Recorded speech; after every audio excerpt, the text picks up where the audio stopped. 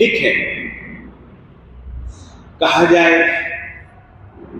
तो 12 के 12 अनुव्रतों का हर एक विषय और संकित का हर एक विषय अत्यंत अत्यंत अत्यंत उपयोगी है।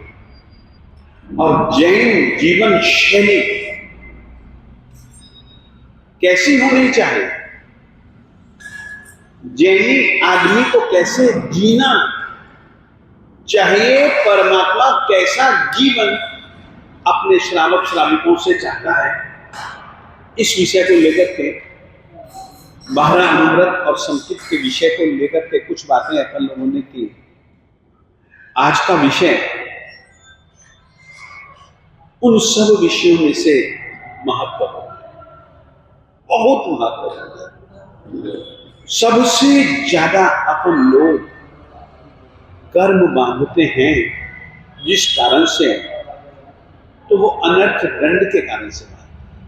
जितना हम अनर्थ दंड के कारण से कर्म बांधते हैं, उतने कर्म हम अन्य किसी कारण से नहीं बांध पाते।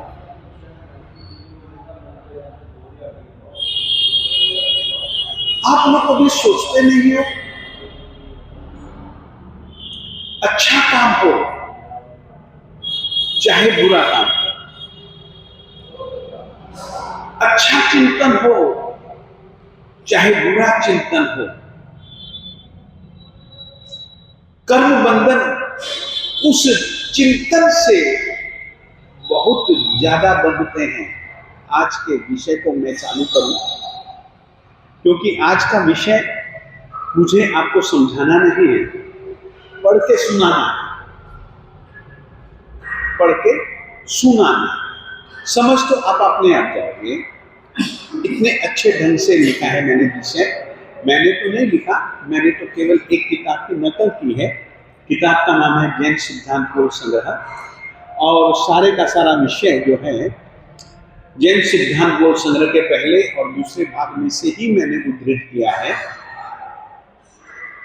वो तो मैं अभी आपको सुना ही दूंगा, परंतु आज के विषय को समझाने के पहले मैं छोटी छोटी सी 2 कहानियां आपको सुनाना सबसे ज्यादा पसंद करूंगा।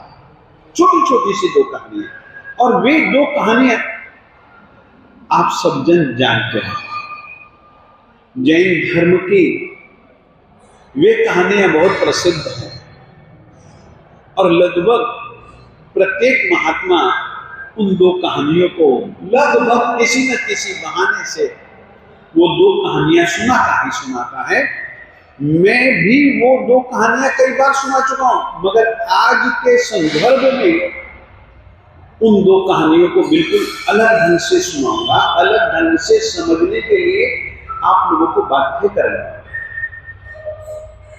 छोटी सी कहानी, अब उसके जीव की छोटी सी जिंदगी, छोटा सा तन, छोटी सी जिंदगी, 48 मिनट से भी कम जी सके ऐसा वह जीव यहां पर नहीं पाया जाता है। उसका नाम है तंदुल मत्स्य। तंदुल कहते हैं चावल, चावल के रूप पे जैसा उसका रूप होता है, छोटा रूप होता है। मत्स्य जाति का जीव होता है वो, इसलिए उसको तंदुल मत्स्य कहा जाता है।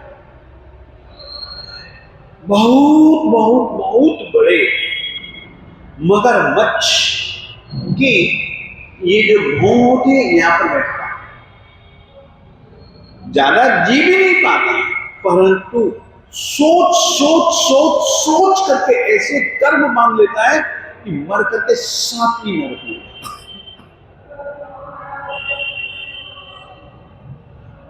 48 मिनट जितनी लगभग जिंदगी है उसकी,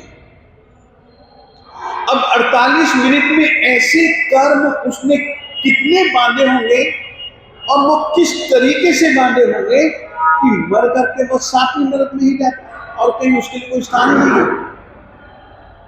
और ऐसे कर्म अपन लोग भी करते हैं, कर सकते हैं। वो केवल कर्म होते हैं ध्यान के आधार पर, चिंतन के आधार पर। हमें कैसा ध्यान करना चाहिए, मैंने धर्म ध्यान के विषय में आप लोगों को बताया। और आज हम उन दो ध्यानों की चर्चा करेंगे जो दो ध्यान बिल्कुल छोड़ देने चाहिए, और वैसा ही दो ध्यानों में से एक ध्यान, अपन तो दोनों ध्यान ध्याते हैं, हम तो अर्थ ध्यान भी ध्याते हैं, रौद्र ध्यान भी ध्याते हैं। वो तो अकेला रौद्र ध्यान ध्याता है। और ऐसे कर्मों का बंधन मात्र 48 मिनट के बीच बीच के समय में इतने बांध लेता है कि वो मरकर के 7वें नरक में जाता है। जो कुछ उसके पास में है वही कुछ हमारे पास में है, परंतु हमारे पास में कुछ चीजें ज्यादा है। हमारे पास में विवेक है, हमारे पास में आत्महित का चिंतन और आत्महानि का विचार करने का अपने पास में साधन जो उसके पास में है वो अपने पास में है, परंतु अपने पास में विवेक है। हम जानते हैं कि हमारा हित, हमारा अहित क्या है, किस तरीके के चिंतन में हमारा हित है और किस तरीके के चिंतन में हमारा अहित है, हम निर्णय कर सकते, वो नहीं कर सकता, उसके पास विवेक नहीं। एक दूसरी कहानी, परमात्मा श्रवण भगवान श्री महावीर स्वामी जी के पास में श्रेणिक पहुंचा और उसने जाकर के पूछा कि साहब वो ऋषि मिले थे मुझको जो ध्यान लगा रहे थे सूरज के सामने, प्रसन्न चंद्र राजर्षि, वो मरे तो कहाँ जाए? परमात्मा ने कहा 7वें नरक में जाएगी वो, उस समय तो मर गए। कुछ क्षणों के बाद देव दुंदुभी की आवाज को सुनकर के श्रेणिक ने पूछा, साहब वो वहीं पर बज रही है देव दुंदुभी जहां पर वो प्रसन्न चंद्र राजर्षि खड़े खड़े गायब से मुद्रा में थे, वहां क्या हुआ? उसको खेल गए। चिंतन के आधार पर कैसे हमारी सदगति और दुर्गति और हम किस किस तरीके के निमित्तों को पा करके, न जाने किस किस तरीके के दृश्यों को देख करके, किस किस तरीके के प्रोग्रामों को देख करके हम हमारे दिल में विचारों, चिंताओं, चिंतन के किस किस तरीके के आंदोलन अच्छे बुरे पैदा करते हैं। हम चाहें तो बुरे आंदोलनों से अपने मन को बचा सकते हैं। मन की कुछ आदतें समझ करके चलनी पड़ेगी। मन जितना आज्ञाकारी दूसरा कोई नहीं है।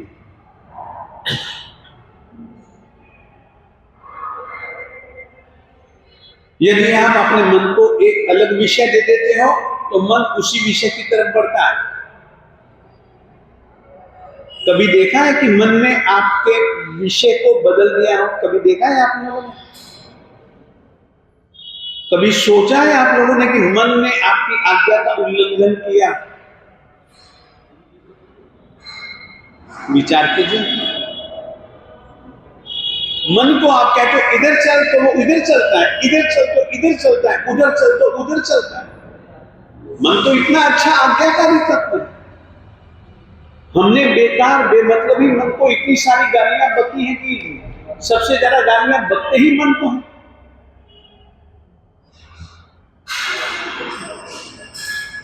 मन को गाली बकने की अपेक्षा मन को शुभ विषय दो।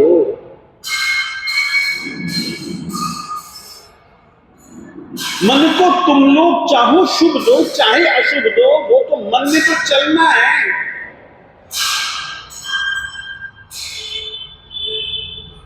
मन की एक दो आदत आप लोगों ने भी देखा होगा, हम लोगों ने तो कई बार देखा है,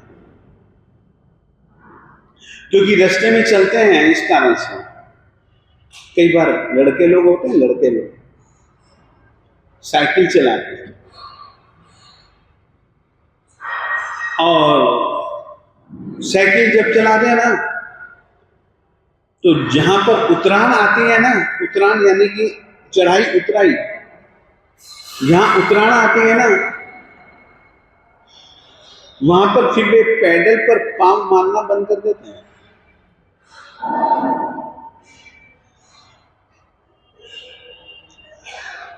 और जितनी देर के लिए आपने वेग दिया होता है वो तो ठीक है, परंतु उसके बाद तो खुद ही साइकिल सवार को लेकर के चली जाती है तेजी से, सरपट।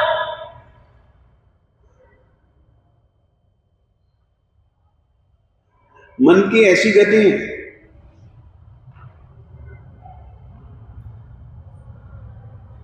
जैसे ही कोई उसको अपनी इंद्रियों के लिए उचित विषय मिल गया,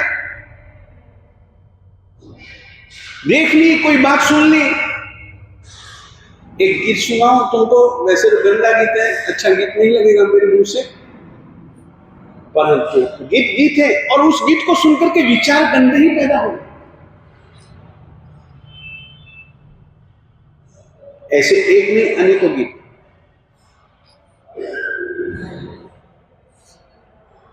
देखिए, गीत आप सुन रहे हैं, दृश्य आप देख रहे हैं,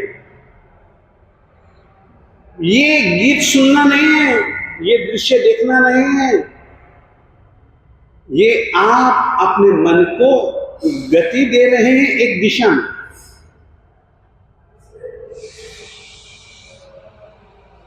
वो दिशा शुभ है या अशुभ है, अनर्थ मेरी आत्मा का करने वाली है या मेरी आत्मा का शुभ करने वाली है, मेरी आत्मा का हित या अहित करने वाली है, ये तो तुम लोगों के बुद्धि विवेक पर निर्भर है भैया, मन के ऊपर कोई निर्भर नहीं है।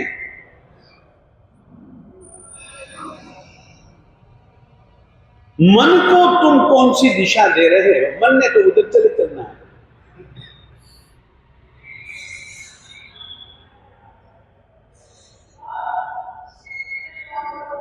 और हमारी आदत इतनी गंदी है, आपको सच बात कहूं, मैं अपने मन की बात कहूं, शुभ में से भी मन मेरा अशुभ को ढूंढता है।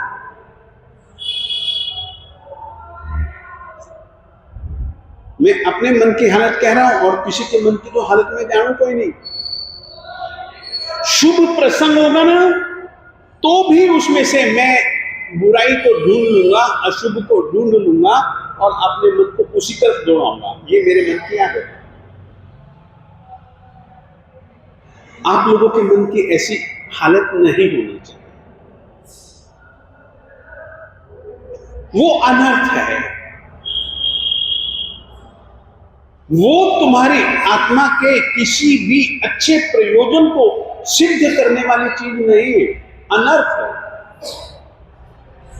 तुमने मन को अनर्थ की दिशा दे दी तो वो उस तरफ चलेगा ना, तुमने क्यों दी उसको?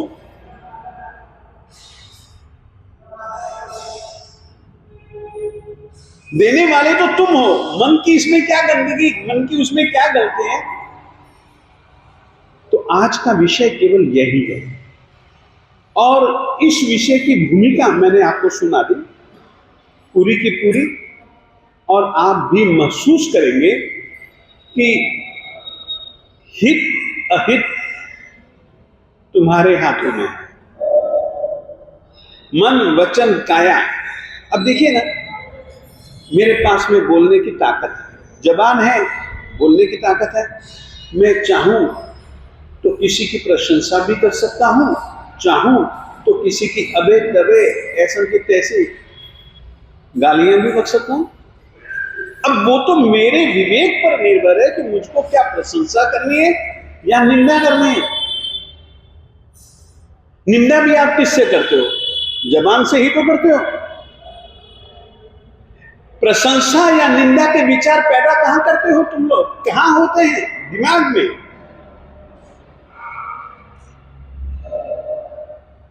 आज का विषय एक ऐसा ही विषय है, तो मैं अब उसको समझाने की अपेक्षा सुनाना ज्यादा पसंद करूंगा।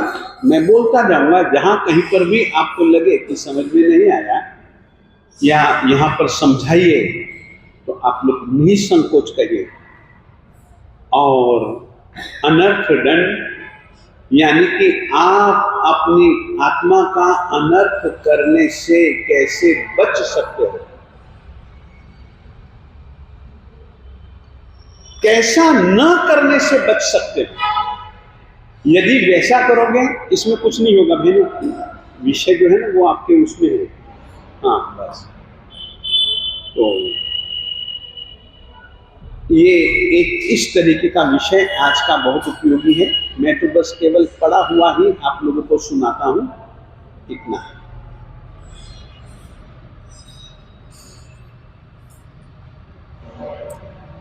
सबसे पहले दंड दो प्रकार के, अर्थदंड और अनर्थ दंड। इसका विषय अनर्थ दंड है, न कि अर्थदंड। परंतु अर्थ दंड के बिना अनर्थ दंड समझा नहीं जा सकता, इसीलिए पहले अर्थ दंड की बात, फिर अनर्थ दंड की बात। एक श्लोक लिखा है मैंने, उसमें अनर्थ दंड की परिभाषा भी है। उसका अर्थ है अपनी इंद्रियों अथवा अपने परिवार आदि के लिए कोई जरूरी सावध्य यानी कि पाप कार्य, आरंभादि कार्य करना पड़े, वह अर्थदंड है। किंतु जिस आश्रव सेवन से कोई भी प्रयोजन सिद्ध न होता हो, वह अर्थदंड का प्रतिपक्षी अनर्थ दंड है। बैठ गए, आगे बढ़े। अनर्थ दंड 4 प्रकार का है। उसमें से पहला भेद है अपध्यानाचरित। ध्यान का अर्थ है स्थिरता पूर्वक चिंतन करना, यानी ये समझ जाओ आपने एक वस्तु देखी,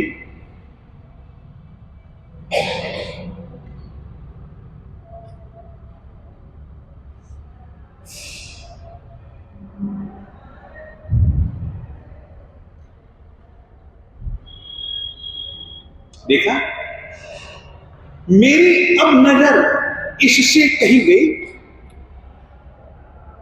मैंने देखा, इसी आप सब जन बैठे हो मगर मुझे नजर नहीं आ रहे हो, बस एक बहुत बारीकी से देख रहा, इसके विषय में एकदम इसको आपने केंद्र बना लिया और इसके विषय में बहुत बारीकी से विचार, इसका नाम है ध्यान।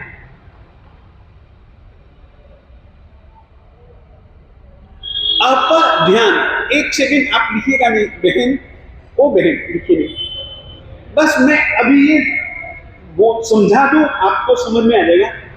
आप ध्यान, ध्यान का मतलब है एक ही चीज, बाकी की सब विषयों से आपने अपने मन को हटा लिया और बहुत बारीकी से आप सोच रहे हो उसके विषय में। आप यानी कि बुरा,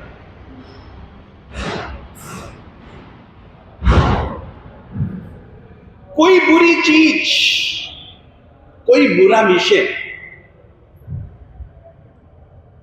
उस विषय में आप बड़ी एकाग्रता से, आप बड़ी तन्मयता से सब कुछ भूल जाते हैं, सब कुछ भूल करके आपका मन उसी में, आपकी आंख उसी में, कान उसी में, बस इसका नाम ध्यान। आप बुरा बैठ गए, अब आप कुछ भी लिख सकते हो।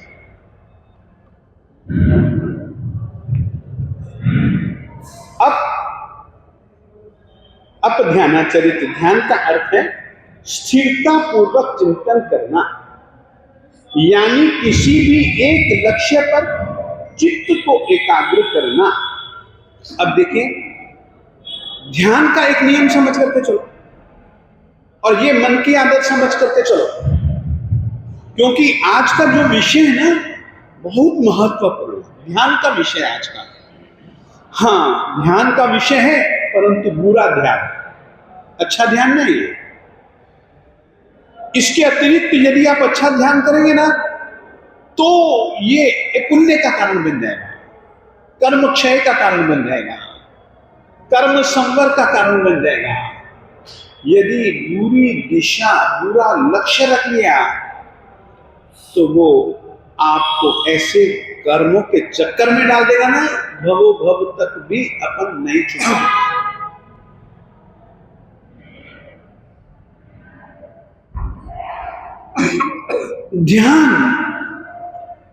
ध्यानम तु तस्मिन् नेक प्रत्यय संस्थित। ध्यान की परिभाषा, जिस विषय को आपने चुना, जिस वस्तु को आपने चुना, उससे आप हटा नहीं पा रहे हो अपने मन। और जैन परंपरा में इस तरीके की मानसिक स्थिति का काल, समय, अंतर मुहूर्त बतलाया। कितना बतलाया? एक विषय पर अंतर मुहूर्त तक आप स्थिर रह सकते हो, मगर ध्यान तो कई कई घंटे चलता है। क्यों चलता है, कैसे चलता है, इसकी तरीका क्या है? क्या होता है? अंतर मुहूर्त समय तक तो मन आपका एक विषय में स्थिर रह सकता है, फिर वैसे ही विचार, पहले जिस विषय में मन स्थिर रहा ना, वैसे ही विचार के चक्कर में तुम्हारा मन जुड़ जाता है। तो फिर वो विचार के बाद विचार, विचार के बाद विचार, विचार के बाद विचार, विचार के बाद विचार। ये जैन परंपरा में ध्यान की एक परिभाषा। समझे अच्छे ढंग से? आ गया? अब तो आप बोल जाओगे तो अपने आप पूरा व्याख्यान समझ जाओगे। अब आप बोलिएगा ये बात। अब किसी को कुछ समझ में ना आए ना, या तो आप पढ़ लीजिए या आप सुना दीजिए, क्योंकि मैं सुनाने बैठूंगा ना तो हाय तोबा आप भूल जाएंगे, परंतु अब आप लोग बोल जाएंगे ना, पढ़ लेंगे तो आपको समझ में आ जाएगा। बोलिए बोलिए बोलिए बोलिए। आपको ध्यान आचरण। ध्यान का अर्थ है स्थिरता पूर्वक चिंतन करना, यानी किसी भी एक लक्ष्य पर चित्त को एकाग्र करना। छद्मस्तु के लिए तो अंतर मुहूर्त काल निर्माण तक किसी एक वस्तु विषय में चित्त को स्थिर करना कहलाता है। ये माइक दे दो।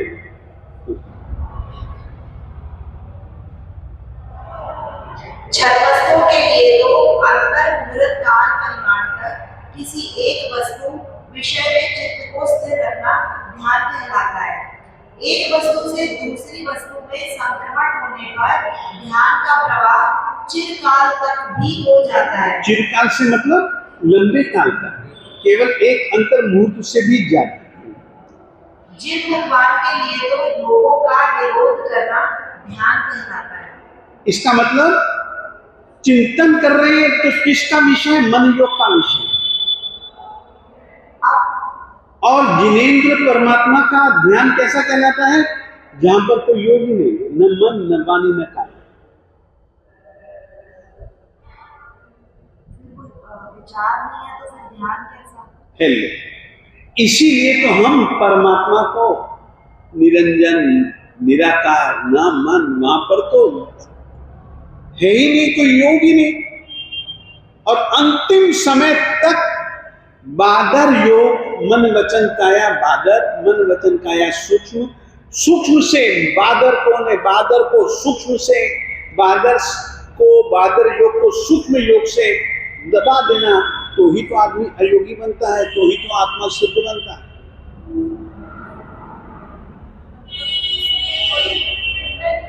है ही नहीं। अरे सब कुछ प्रत्यक्ष है, वो क्या चिंतन करेगा? उनके लिए केवल ज्ञान होने के बाद सब कुछ प्रत्यक्ष है, वो क्या किसी का चिंतन करेंगे? कुछ नहीं, उनके लिए कुछ भी नहीं है।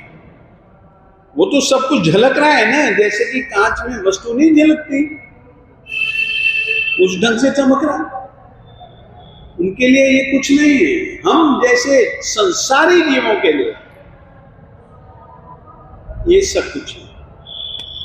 और याद रखिए, 13वें गुण स्थानक तक सहयोगी कहलाता है, मन वचन काया है। 14वें गुण स्थान के अंतिम समय में जाकर के अयोगी बन जाते हैं। यूं है खेल। चलो आगे बोलो, समझ गए ना भैया? आगे बोलिए। अप का अर्थ है बुरा, तो अप ध्यान का अर्थ है बुरा ध्यान। तो बुरी वस्तु, बुरे विषय का चिंतन अप ध्यान कहलाता है। इसके दो भेद हैं, पहला आत्म ध्यान, दूसरा रौद्र ध्यान। समझ आ गया अच्छे ढंग से? आत्म ध्यान रित अर्थात, एक सेकंड, आर्त शब्द रित शब्द से बना, रित में से पैदा हुआ वह अर्थ कहलाता है। उस ढंग से इसका अर्थ किया गया। हाँ, अब बोलिए। रित अर्थात दुख, दुख के निमित्त या दुख के समय होने वाला ध्यान आत्म ध्यान कहलाता है। अथवा रुको, दुख कब होता है जानते? दुख कब होता है जानते? और नहीं तो दुख कब होता है? अब ये उसका हम नियम लिख रहे हैं। ये जैन परंपरा के अनुसार दुख का कारण है। दुख जो चीज है ना, पैदा कहां से होती है? जैसे बीज में से अंकुर, बढ़ के बीज में से बड़का पेड़, है ना? बबुल के पेड़ में से, बबुल के बीज में से बबुल का पेड़। दुख का बीज क्या है? ये परमात्मा कहते हैं। बोलिए। मनोज्ञ वस्तु के वियोग एवं अमनोज्ञ वस्तु के संयोग आदि कारण से चित्त में पैदा हुई घबराहट आत्म ध्यान। अब समझे? अब मेरे मन को किसी का गीत अच्छा लगता है, कान सुनना ही चाहता है। कोई सुंदर सा रूप मेरे सामने आया, जो रूप मुझको अच्छा लगता है उसको देखने में ही मन अच्छा लगता है ना। अभी कोई सुगंध आ जाए जो मेरे मन को भाए, वो अच्छी लगती है ना। अब मनोज्ञ यानी कि आपके मन को लुभाने वाला शब्द भी हो सकता है, वो इसका विषय है। रूप हो सकता है, वो आंख का विषय है। गंध हो सकता है, नाक का विषय है। खाने पीने की वस्तु हो सकती है, रस जबान का विषय है। अभी यदि कोई पंखा चालू कर दे तो चमड़ी को अच्छा लगेगा, बुरा लगेगा। और यदि कोई गर्म हवा चालू कर दे तो अच्छा लगेगा ना। तो ये मनोज्ञ अमनोज्ञ, मनोज्ञ अमनोज्ञ। अब इस दृष्टि से पढ़िएगा तो आपको जल्दी समझ में आ जाएगा। दुख का कारण मनोज्ञ वस्तु का असंयोग होना, मनोज्ञ वस्तु का अपने से दूर हो जाना, वही सबसे बड़ा दुख है। और कुछ है ही नहीं। और कुछ हो तो आप लोग सोच करके बताइए, कीजिए। अथवा जीव मोहवश राज्य का उपभोग। नहीं, यहाँ से बोले अथवा मनोज्ञ वस्तु के वियोग। देखिए, वियोग मनोज्ञ विषय और अमनोज्ञ वस्तु का संयोग अच्छा नहीं लगता है। अब मुझको, अब देखिए कई बार ऐसा होता है मुझको किसी की आवाज प्यारी है ही नहीं, कल्पना करो, और उसको श्रीमान जी बुलवाने के लिए खड़ा कर देते तो देखते नहीं हो। कान खुजलाने को नहीं, कान के अंदर उंगली डालने को नहीं होता। और किसी का कोई अच्छा गाना है, यूं सुनने को मन होता है, सुख मिलता है। मनोज्ञ, मन को अच्छा लगने वाला जो विषय होता है उसकी प्राप्ति हमारे लिए सुख है। तो सुख के विषय जो है ना, वो जब दूर होते हैं तो मन दुखी होता है। और जो मन को अच्छे लगने वाले संयोग नहीं होते हैं ना, वो श्रीमान जी मन के पास में जब आते हैं ना, मन चिड़चिड़ चिड़चिड़ चिड़चिड़ चिड़, क्या चल तो भिड़ा नहीं। आप लोगों से मैं पूछता हूं, नहीं होता है। चलो महाराज को अच्छा लगे या बुरा, उसकी कौन चिंता करता है। हमको अच्छा नहीं लगा, हम तो यहां से उड़े। क्यों? ये विषय समझने का है, केवल पढ़ने का नहीं है। एक एक शब्द बहुत कीमती है। हमारे आत्मा को जो दुख महसूस हो रहा है वो क्यों हो रहा है? सुख जो महसूस हो रहा है वो क्यों हो रहा है? ईमानदारी से देखिए, तो इसके सिवाय और कुछ मिलेगा ही नहीं तुमको। ऐसे समय पर क्या किया जाए? मैं तुमको बताऊं, मैं अपने अनुभव की चीज कह रहा हूं। आराम से छूटा जा सकता है। मैंने तुमको पहले ही यही बात कही कि मन जितना आज्ञाकारी कोई दूसरा है ही नहीं। तुम मन को दिशा देते हो। अब तुमको भोग भोगने हैं, मान लो एक तो धारणा पहले से तुमने बना रखी है कि भोगों में बड़ा सुख है, समझो, तो तुमको भोग कभी छूट ही नहीं पाएंगे। और भोग तुमको कभी बुरे नहीं लगेंगे, क्योंकि आदमी भोगों में तो कहीं सुख है ही नहीं। उसके दिल की धारणा में सुख दुख है। और यदि उस धारणा को लेकर के आदमी भोगों को भोगेगा तो उसे भोगों में सुख मिलेगा। यदि भोगों से दूर हट जाना है, आप उसके साथ में भोगों को भले भोगो, धारणा को छोड़ दो। जो वस्तु सच्चाई है वो तुम उसको देखो, देख करके तुम्हारे दिल में से अपने आप भोगों के प्रति आकर्षण मिट जाए। तुम तो क्या करते हो, सुख दुख भोगों में नहीं है, तुम्हारी धारणा में है, इस बात को भूल जाते हो। उदाहरण दूं, एक छोटा सा गंदा उदाहरण दे रहा हूं। कुत्ता होता है, उसको हड्डी बहुत अच्छी लगती है। सामान्य भाषा में कहा जाता है कुत्ता बहुत भौंक रहा है ना, कोई चिंता नहीं, हड्डी का टुकड़ा डाल। हड्डी के टुकड़े को पा करके कुत्ता बड़ा खुश, और वो हड्डी को छोड़ता ही नहीं, हड्डी को चबाना चालू कर देता है। हड्डी तो बहुत कठोर होती है, उसमें से खून निकलता है, खून को वो चाटता है। क्या सोचता है, तो हड्डी का खून है, जबकि उसके दांतों से निकला हुआ खून है। व्यक्ति अपने सुख की धारणा को उसमें स्थापित कर देता है। अब देखिएगा, और यदि आप सुख की धारणा को स्थापित किए बिना भोगों को भोगोगे ना, हट जाओगे, निश्चित रूप से हट जाओगे। अपना ध्यान हटा नहीं, ध्यान को हटाना ही नहीं माता, जागृति पूर्वक उसको देखिएगा, अपने आप हट जाएगा। हम तो क्या है, एक धारणाएं, एक मूर्छा, एक मोह विचार, उसको साथ में लेकर के चलते हैं। और तो क्या है, मालिक ने जो कहा है ना, वो किंपाक फल के समान, अंतिम उसका परिणाम दुख है, परेशानी। इंद्रियों का प्रत्येक विषय इस कोटि का है। हम लोग जागृति पूर्वक नहीं देखते, हम लोग धारणाओं से देखते हैं। सुख दुख है ही धारणा, और तो क्या है यार, मन की अवस्था के ऊपर है, मन की अवस्था के ऊपर। हाँ, आप खुद महसूस कर सकते हैं।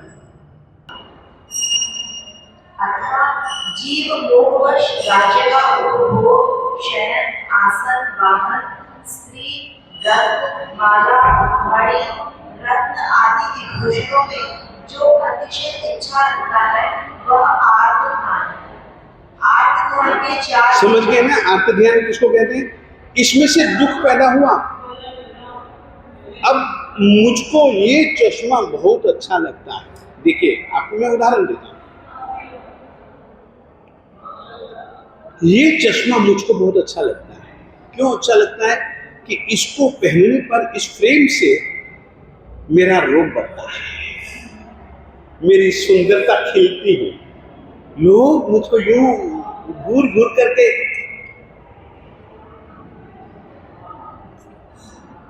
देखना पसंद करते हैं। तो इस फ्रेम के प्रति मेरा दिल लग गया। अब यदि ये गिर गई, फ्रेम टूट गई, अब फ्रेम क्या टूटी, मेरा दिल टूट गया।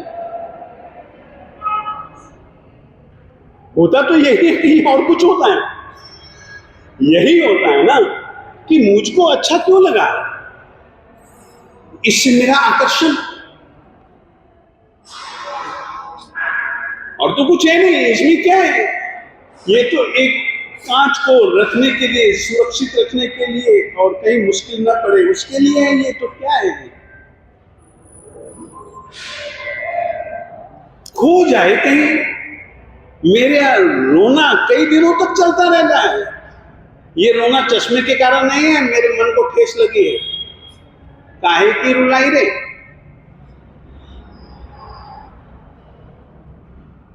मेरे मुंह को चोट लगी है, मेरी मूर्छा को चोट लगी है, और वही दुख है, और क्या है,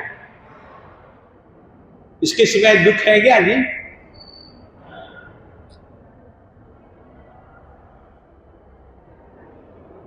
इसी को मालिक कहता है कि राग द्वेष विहीन बनो। सर, इसी में अगर जैसे कोई आज्ञा जैसे ने बोली, हाँ, किसी की कोई आज्ञा है और हम उसका पालन नहीं कर पाए, तो सामने वाले के लिए तो वो दुख का चिंतन बन गया और हमें बहुत कुछ सुनने को मिल गया। तो उस समय हम क्या करें? हम चुप रहे, कुछ ना सोचें, या क्या करें? हाँ, बैठिए। देखिए, दुनिया दो प्रकार से चलती है।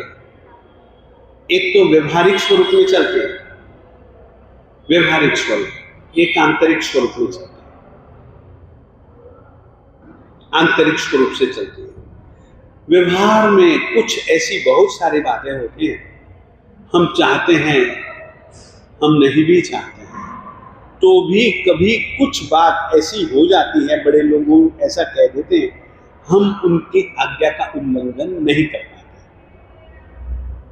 ऐसे ही तुम्हारा सब पूछने का मतलब है ना, आज्ञा का पालन नहीं कर पाए। हाँ, आज्ञा का पालन नहीं कर पाए। मान लीजिएगा मैं ही हूं, जैसे कि ठीक है, मैंने तुझे ही मेहुल कुछ काम कहा, तुम भूल गए। भूल क्या है, ये प्रमाद कहते हैं जैन परंपरा में इसको, और सामान्य भाषा में हम उसको उपेक्षा कहते हैं कि मेरी तूने उपेक्षा कर। तो आज्ञा का पालन ऐसे भी नहीं होता है। दूसरी बात, कहते रहते नहीं महाराज जी, मैंने तो अपनी अनुकूलता देखनी है ना यार, इन्हें बिठा ही लेना, मैंने भी कोई कम थोड़ी ना है। तो भी ऐसी उपेक्षा भी कई कारण होते हैं। मैं तो यह कहना चाहूंगा कि ऐसे समय पर यदि उस आज्ञा के पालन में अपना हित है तो उसकी उपेक्षा कभी भी मत। जिंदगी में हमें अपना हित साधना है, हमें अपना मंगल करना है, हमें अपना कल्याण साधना है। तो जिनेंद्र परमात्मा की आज्ञा का उल्लंघन कभी भी मत करो। ये बात हम क्यों कहते हैं? क्योंकि उसकी आज्ञा में हमारी खुद की आत्मा का हित है, मंगल है, कल्याण है, मगर हमारा मन बड़ा शैतान है। मालिक कहता है, अरे यार गृहस्थ हो, पैसे की तो जरूरत पड़ती है, ठीक है ना, पैसा कमाओ चलो, परंतु न्याय नीति पूर्वक। परंतु हमारा मन शैतान, अरे यार न्याय नीति करने से किसी को कभी पैसा मिला? हमारा मन सबसे पहले ये शिकायत करेगा, मालिक के वचनों में कोर्ट निकालेगा।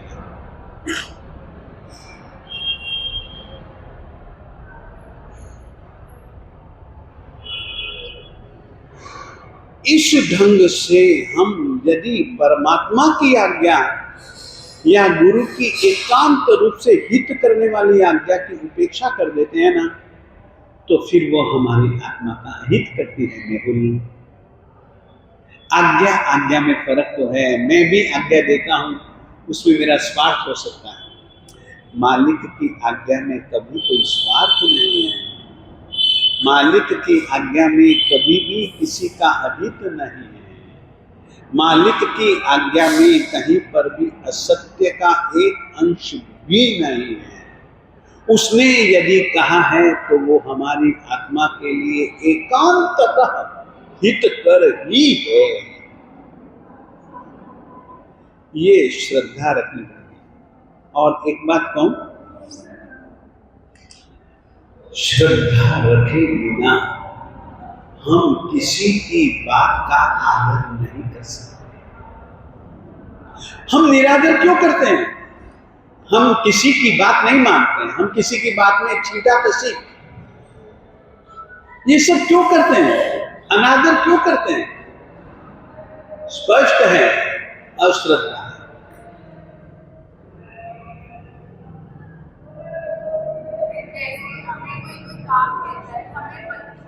काम कहता है तो हमें पता है कि वो सही नहीं है हमारी आत्मा के लिए, तो उसे विनय पूर्वक मना कैसे करें?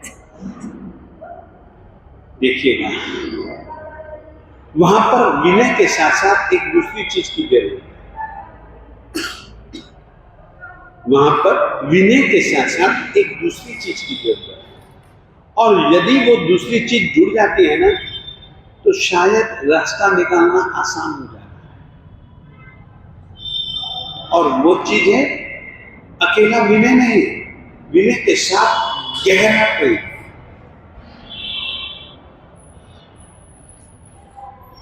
यदि प्रेम और विनय ये दोनों चीजें जुड़ जाएंगी ना, तो बहुत आसान हो जाएगा रास्ता निकालना। मगर मान लो तब भी रास्ता नहीं मिल रहा है, तो फिर क्या करोगे?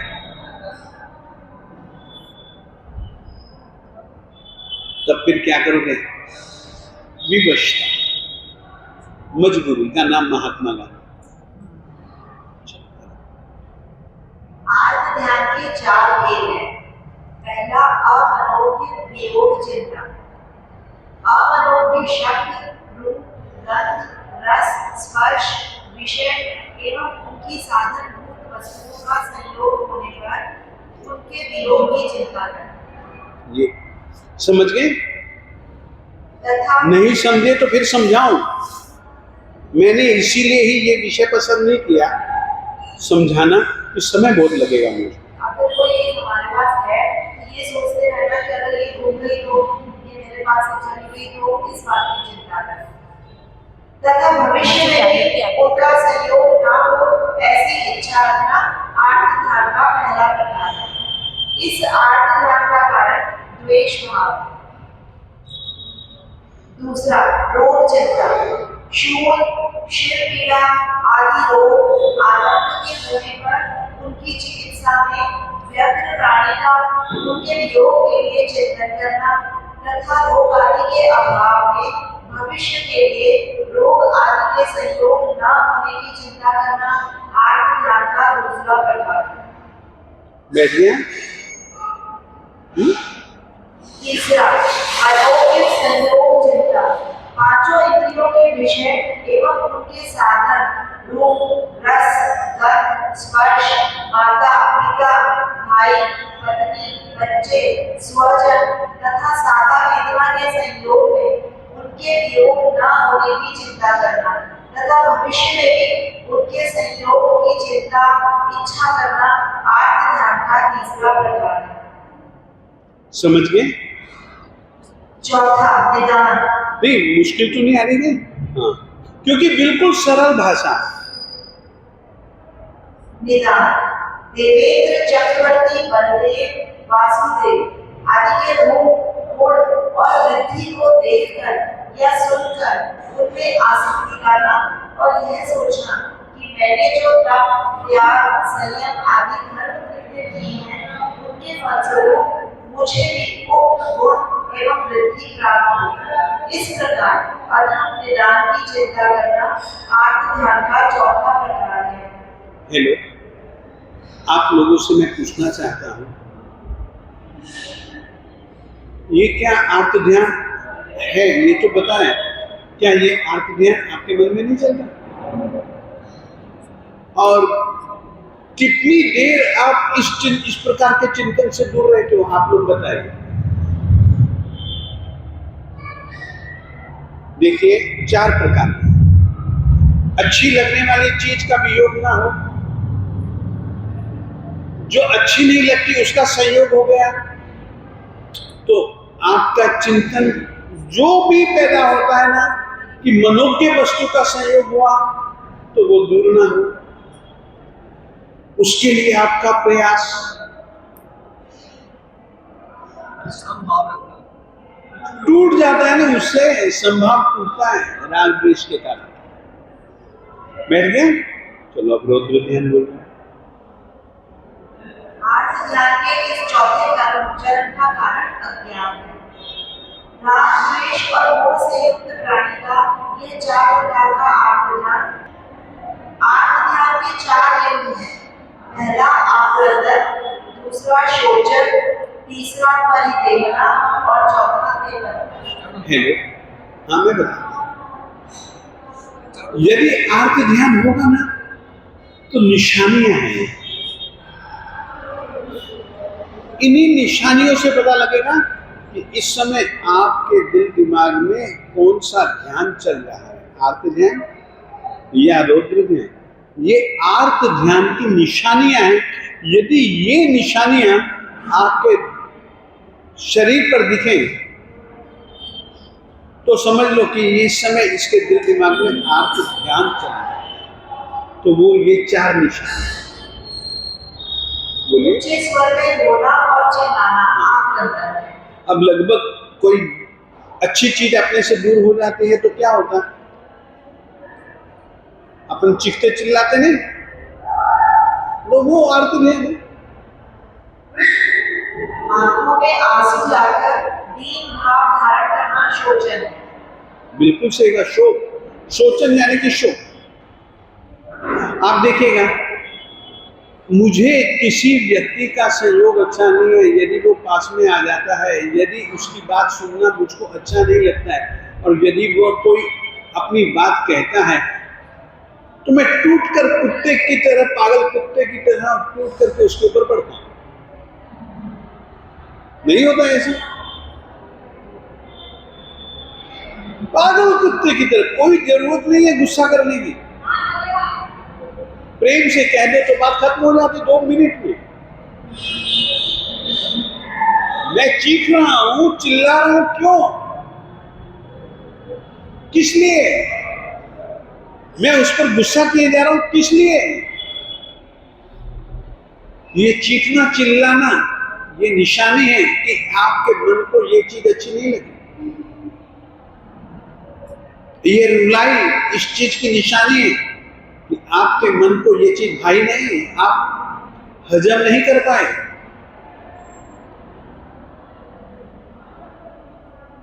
इस कारण से आप चीख चिल्ला रहे हो। नहीं तो समझते तो हो कि चीखने चिल्लाने की कोई जरूरत नहीं है, क्यों चिल्ला रहे हो? अरे यार 2 मिनट तो जीना है, प्रेम से जी लो ना। क्यों ये सब क्यों हो रहा है? क्योंकि अनिष्ट जो वस्तु आपको अच्छी नहीं लग रही उसका संयोग हो गया ना।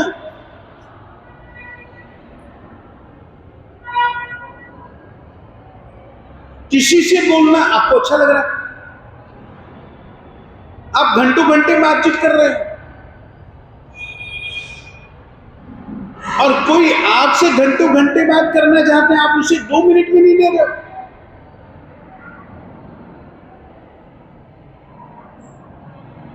एक जगह आपका इष्ट वियोग हो रहा है तो दुख हो रहा है कि मैं कह रहा हूं कि चल यार चल, बस बस बस बस, नहीं रखा जा रहा है, बातचीत हमारी चालू है, अच्छा लग रहा है, उसका वियोग अपने लिए दुख, और जो अच्छा नहीं लग रहा है उसका संयोग, ये अनिष्ट संयोग, इष्ट वियोग। तीसरा रोग चिंता। आदमी है ना, ये अपने शरीर को जितना ज्यादा चाहता है ना वो ज्यादा रोगों की चिंता करता है। महाराज ठंड ज्यादा है, थल्ले रखो पैर, थल्ले रखो आसन, कितने कुछ हो ना जाए तो हम सर्द गर्म नहीं होगा। ये रोग चिंता के कारण से हमारे दिल में दुख है। चौथा क्या प्रकार? आक्रंदन, शोचन, परिदेवना और निबंधन। आक्रंदन तो चिल्लाना, चीखना, चिल्लाना, आक्रंदन। शोचन, रुलाई।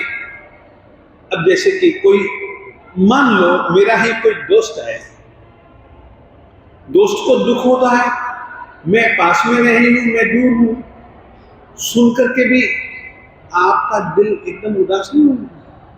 वो क्या कर रहा है उस समय, तो उसको ये करना चाहिए। तो कितनी पीड़ा हो रही होगी उसको। आता नहीं शोक, किसी की मृत्यु के समाचार मिले मुझको, कोई मेरा ही था उसके मरने के समाचार मिले, तो देखिए अपनी स्थिति कैसे बन जाती। ये शोक। तीसरा परिदेवना, बार-बार क्लिष्ट भाषण करना और विलाप करना। बार-बार क्लिष्ट भाषण करना और विलाप करना। अब देखिए, पहले एक प्रथा थी, करके दिखलाऊं, देखिएगा, दिखावा ऐसा कि मैं दोनों हाथ छाती पर मार रहा हूं, जबकि होता क्या है, हाथ पे हाथ है। इतनी जोर से अभ्यास हो जाता है ना ये विलाप इत्यादि का, ये सब ढंग जो है ना, ये सब दिल के दुख को दिखलाने वाले ये सब प्रतीक है।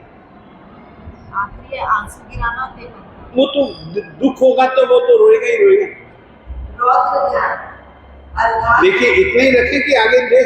अब आप लोगों को ये विषय मिल जाएगा कंप्यूटर पे, क्योंकि देखिए 12:15 और मेरे पास में वो आदमी आ चुका है कि नीचे बुलाने के लिए कि महाराज मंगलिक सुनाने के लिए चलो।